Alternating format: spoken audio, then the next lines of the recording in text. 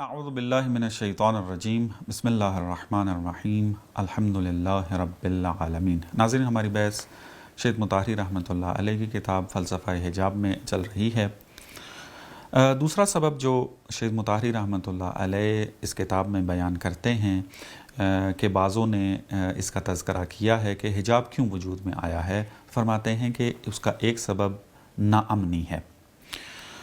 مثلا اگر مال کے اعتبار سے دیکھا جائے تو مال بھی قدیم الایام کے اندر ناامن تھا، آج بھی ایسے ہی ہے کہ مال ناامن ہے۔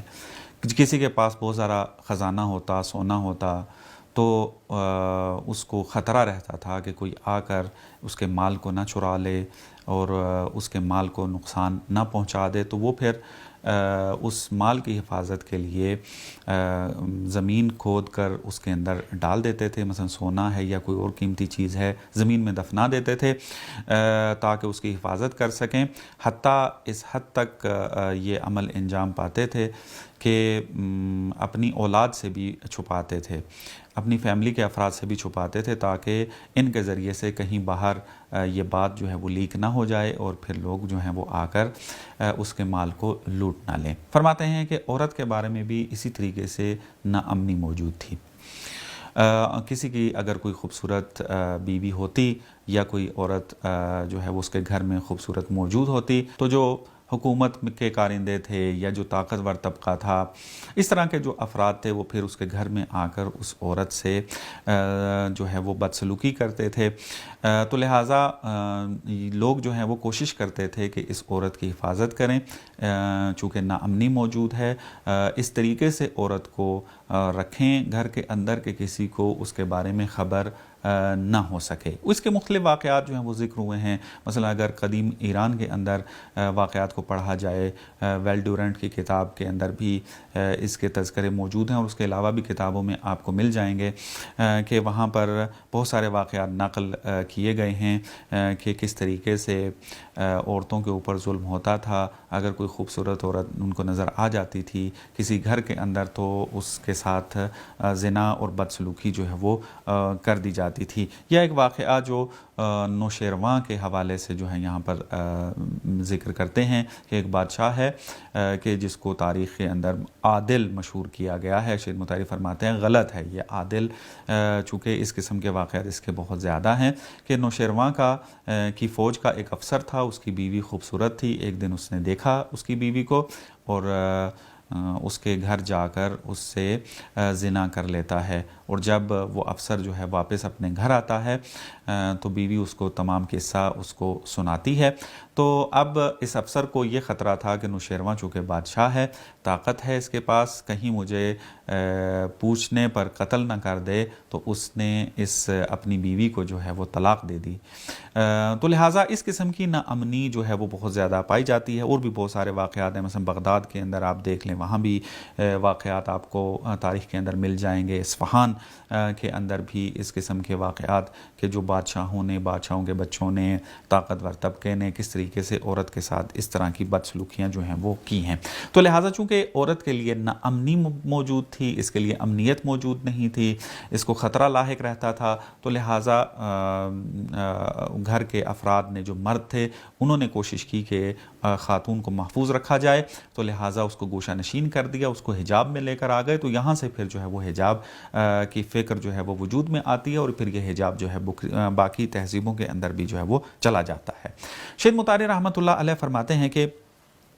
یہ سبب حجاب کے وجود آنے میں آیا مؤثر ہے یا مؤثر نہیں ہے، بہرحال یہ تاریخی واقعات اگر سچے ہوں اور اسی طریقے سے ہوا ہو تو ممکن ہے مختلف تہذیبوں میں حجاب کے وجود آنے میں یہ اپنی ایک تاثیر رکھتے ہوں، لیکن یہ کہا جائے کہ پس اسلام نے بھی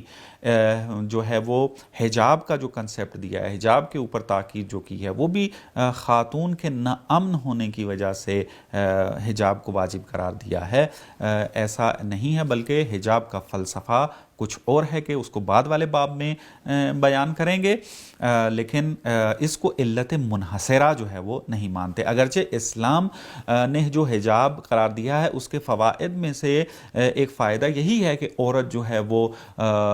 اس کو امنیت مل جاتی ہے، برے افراد کی نگاہوں سے بچ جاتی ہے، کہ یہ ایک الگ بحث ہے کہ انشاءاللہ تفصیل سے اس کے اوپر جو ہے وہ گفتگو آئے گی۔ لیکن اسلام نے فقط اسی سبب کے تحت جو ہے وہ حجاب کو واجب قرار دیا ہو، ایسا نہیں ہے۔ دوسرا مطلب جو یہاں پر بیان کرتے ہیں شیخ مطہر رحمۃ اللہ علیہ، وہ فرماتے ہیں کہ دیکھیں، اگر آپ کہنا کیا چاہتے ہیں کہ حجاب اس لیے وجود میں آیا ہے کیونکہ عورت نا امن تھی، آیا عورت جو ہے وہ اب امنیت ہے اس کو؟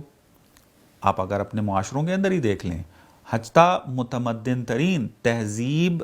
کے اندر جو ہے وہ ترقی کرنے والے ممالک کے اندر ہی جا کے دیکھ لیں، خود امریکہ کے اندر دیکھ لیں، خود یورپ کے اندر دیکھ لیں، جن کو ترقی یافتہ ممالک شمار کیا جاتا ہے، اگر وہاں پر آپ اعداد و شمار اکٹھے کریں کہ عورت کے اوپر کس طریقے سے زنا بالجبر کیا جاتا ہے،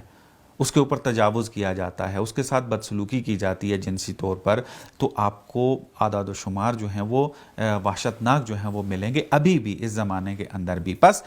کوئی بندہ یہ کہے کہ آپ چونکہ عورت جو ہے وہ بالکل محفوظ ہو چکی ہے، امنیت جو ہے وہ برقرار ہو گئی ہے، اب کوئی انسان جو ہے اس کے اوپر تجاوز نہیں کرے گا، پس حجاب کی اب ضرورت نہیں رہی ہے، آپ کے فلسفے کے مطابق پھر نا امنی تو بھی برقرار ہے۔ جیسے میں نے کہا کہ اعداد و شمار اگر آپ اکٹھے کرنا شروع کر دیں تو آپ کو خود بخود اندازہ ہو جائے گا کہ عورت ابھی تک بھی جو ہے وہ امنیت جو ہے وہ نہیں رکھتی ہے۔ اور شہید نے بھی یہاں پر اپنے زمانے کے اندر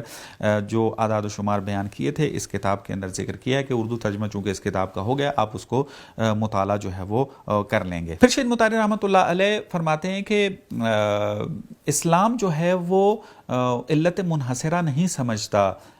حجاب کے واجب ہونے میں اس نا امنی ہونے کو، امنیت نہ ہونے کو۔ شیخ مطہر رحمۃ اللہ فرماتے ہیں کہ اگر آپ عرب جاہلی کے معاشرے کو مطالعہ کریں تو آپ کو نظر آئے گا کہ وہاں جنگ و جدال پایا جاتا ہے، نا امنی پائی جاتی ہے، لیکن وہ اجتماعی و معاشرتی نا امنی ہے، قتل و غارت پائی جاتی ہے، لوٹ مار پائی جاتی ہے، لیکن اس قسم کی ناامنی موجود نہیں ہے کہ عورت گھر کے اندر موجود ہے،